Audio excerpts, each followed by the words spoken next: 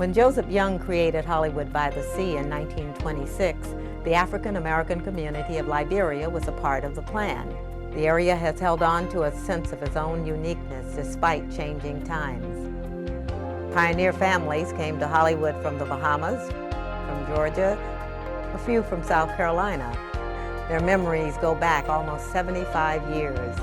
In the Liberia History Project, we recapture some of that vibrant past as we look ahead towards the future. The roots of Liberia still run deep.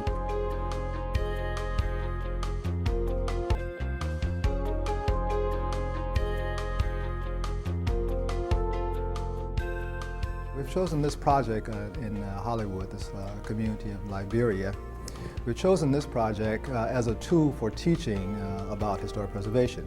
Because one of the things that we try to do in historic preservation is understand that we're looking at the identification one, the documentation of another, of historic monuments, historic places, and the cultures, of course, that produce these monuments.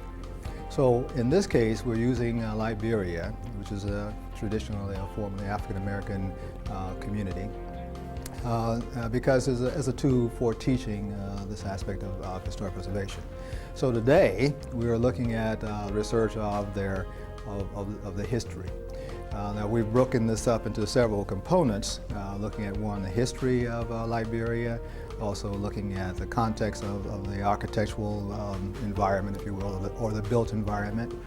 We're looking at some of the institutions that made up this community. We're looking at some of the schools, the churches, and most importantly, we're looking at the information, the documentation that's being produced by our resident or historians, if you will. And these are the elders.